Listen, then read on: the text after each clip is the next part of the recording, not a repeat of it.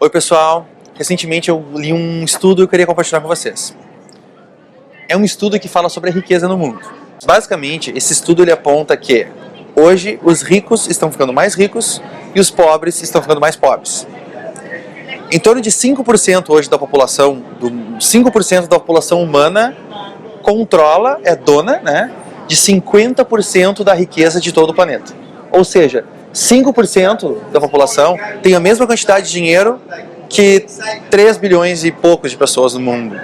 Então é uma coisa absurda, né, essa diferença.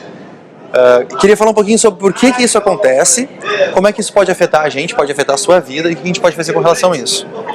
Eu acredito, em primeiro lugar, que uma das maiores invenções que o ser humano já pôde criar até hoje foi a empresa, a instituição de empresa. Por quê? Porque com uma empresa você coloca uma moedinha em cima e cai 2, 3, 5, 10, 50 moedinhas embaixo. E ao invés de ela gerar pobreza, todo mundo que está envolvido no processo ganha um pouco dessa riqueza que ela gera também.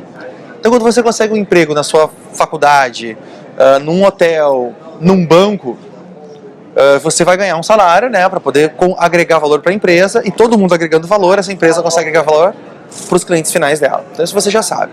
Quanto mais valor você agrega, mais você recebe em troca do seu salário.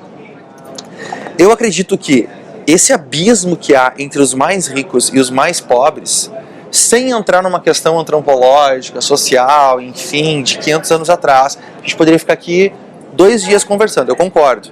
Mas, sendo mais práticos, eu acredito que hoje os ricos ficam mais ricos e os pobres ficam mais pobres devido a 3 coisas. Ela se aplica para os 2 lados, tá? Em primeiro lugar é conhecimento. Os filhos dos ricos, eles têm acesso a um determinado tipo de educação, determinado tipo de visão do mundo, determinado tipo de experiência, que faz com que eles comecem a pensar e entender também como sempre agregar valor e como sempre vender esse valor para as outras pessoas. Os filhos das pessoas pobres, não. Geralmente eles têm que ajudar muito em casa, têm que trabalhar, não podem estudar muito, não tem como viajar, não tem acesso à cultura, enfim, fica bem mais difícil de ser uma pessoa que tem uma mentalidade de riqueza, né? De produtividade, de multiplicação.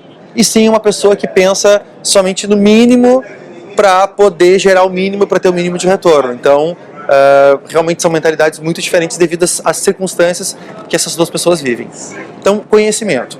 Os ricos também têm conhecimento de sistemas, de uma visão sistêmica, ou seja, eles olham as pessoas e a sociedade com uma visão de sistema. Entra algo aqui, passa por um processo, sai algo ali.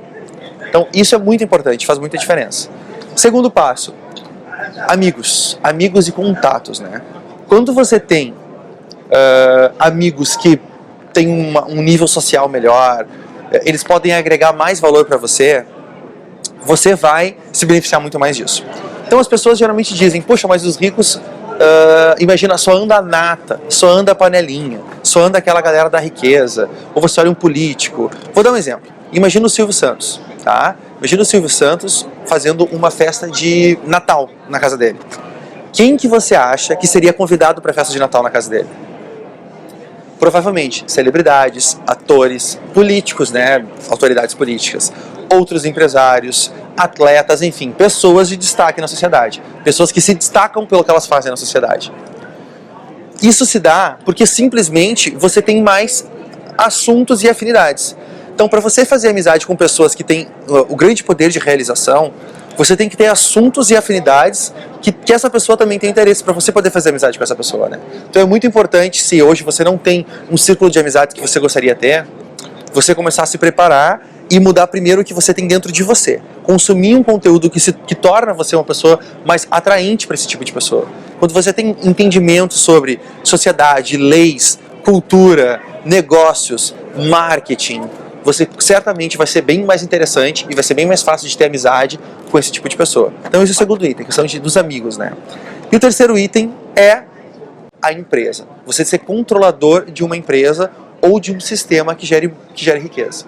Isso é muito importante, porque quando você tem uma maneira de agregar valor em escala, você consegue ser muito mais útil para essas pessoas poderem utilizar vocês nos projetos que vão acontecer e tudo mais.